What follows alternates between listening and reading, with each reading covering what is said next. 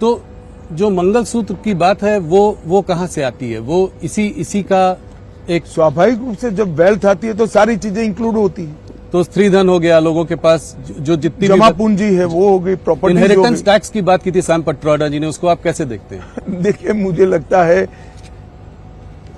कि सैम पित्रोदा एक Ivory tower में जी रहे हैं।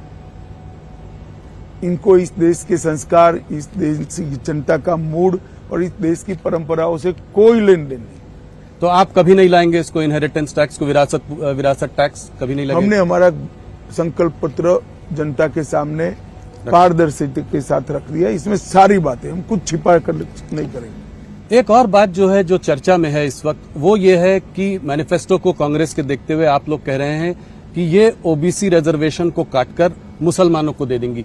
इस मैनिफेस्टो नहीं, ये कर चुके हैं जी। कर्नाटक में उनकी सरकार थी, रातों रात कर्नाटक के सारे मुसलमान को बैकवर्ड बना दिया। ना बैकवर्डनेस का सर्वे हुआ, ना कोई कमीशन बना, धर्म के आधार पर सारे लोगों को बैकवर्ड घोषित कर दिया और उनको रिजर्वेशन भी दिया। अब ये रिजर्वेशन जो कटा वो ओबीसी का ही कटा है।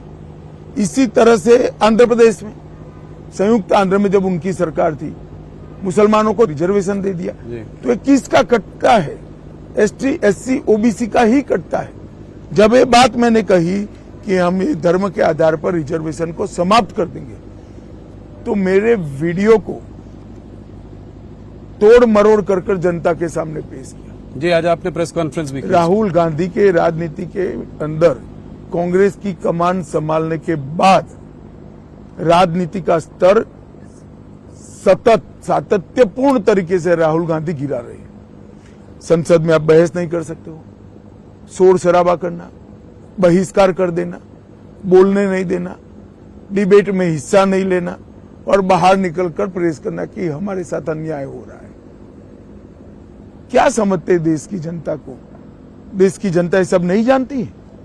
देश की जनता ये सब चीजें बहुत अच्छे तरीके से जानती है। लोकतंत्र में हेल्दी डिबेट होनी चाहिए और आप लोग भी उनको कुछ नहीं पूछते हो जी। आप लोगों को भी पूछना चाहिए, मगर आप लोग सवाल हमें ही पूछते हो, उनको नहीं पूछते हैं। नहीं, जरूर उनसे भी पूछ रहे हैं हम लोग, हमारी टीम लगी हुई है। एक बात जो है कास्ट सेंसस की है, इसी से जुड़ा हुआ सवाल है, कास्ट सेंसस की है, उसके बारे में वो बात करते रहते हैं, कहते हैं जितनी आबादी उतना हक। इसको आप कैसे देखते हैं? कितने साल तक इस देश में कांग्रेस का शासन रहा? 55 साल तक रहा, कभी नहीं कराया। अब जब लगातार हार रहे हैं तब ये सारे चीजों को वो बोल रहे हैं, इनकी मंशा नहीं है। इस देश में पिछड़ा वर्ग विरोधी कोई पार्टी है तो एकमात्र पार्टी है कांग्रेस पार्टी। काका साहेब कालेलकर कमीशन को इन्होंने सालों तक ओपन ही नहीं किया जी। मंडल कमीशन को दबा कर रखा जी। सेंट्रल के इंस्टीट्यूशन में ओबीसी को, पिछड़ा वर्ग के लोगों को रिजर्वेशन नहीं दिया। जब मंडल कमीशन लागू हो रहा था, विपक्ष के नेता के रूप में राजीव गांधी ने 2 घंटे का विरोध का भाषण कराया। राहुल गांधी ने जरा वो भाषण पढ़ लेना चाहिए। और हमने तो देश को सबसे सफल प्रधानमंत्री, पिछड़ा वर्ग से और गरीब के घर से पैदा हुआ नेचुरल लीडर नरेंद्र मोदी हमने देने का काम किया। नैरेटिव बनाने की ये कोशिश है कि 400 पार अगर आ जाएगा तो बाबा साहब का कॉन्स्टिट्यूशन आप चेंज करेंगे, उसके बाद फिर ओबीसी, एससी, एसटी के जो है रिजर्वेशन के संग आप लोग कुछ वो बदलाव करेंगे। देखिए, नैरेटिव बनाने की कोशिश। राहुल जी, हमारे पास 10 साल से बहुमत है जी। संविधान बदलने की क्षमता नरेंद्र मोदी जी को 10 साल से इस देश की जनता ने दी है। हमने क्या किया 10 साल? हमने कभी रिजर्वेशन को समाप्त करने का अटेम्प्ट नहीं किया। हमने ये बहुमत का उपयोग धारा 370 हटाने में किया, ट्रिपल तलाक समाप्त करने में किया, यूसीसी लाने में किया, अंग्रेजों के कानून बदलने में किया, कश्मीर के अंदर शांति करने में किया। हमारे पास 10 साल से अधिकार है। राहुल गांधी का एक रूल है, झूठ बोलो, जोर से बोलो और बार बार बोलो। वो रूल को वो फॉलो कर रहे हैं। आपको लगता है कि ये नैरेटिव इसीलिए इसी बार बार बोलते हैं? नहीं बनता है नैरेटिव। हम 10 साल से अधिकार प्राप्त किए। जी। आपने सिक्योरिटी की बात की तो मैं थोड़ा सा इस पर भी बात करना चाहूंगा कि आपने कहा है कि अभी हाल फिलहाल में आप लोगों ने बहुत क्या कहते हैं नक्सल पे क्रैकडाउन किया। आपने कहा है कि 2-3 साल में छत्तीसगढ़ में भी आप इसको समाप्त कर देंगे नक्सलियों को। तो कांग्रेस के कुछ नेताओं ने कहा कि ये मार्टर हैं। हाँ, इसको आप कैसे देखते हैं? देखिए, तुलसीदास जी ने रामचरितमानस में कहा है कि जिसका खराब समय होता है प्रभु राम सबसे पहले इनकी मति हर लेते हैं। कांग्रेसियों के साथ भी शायद यही समय आ गया है।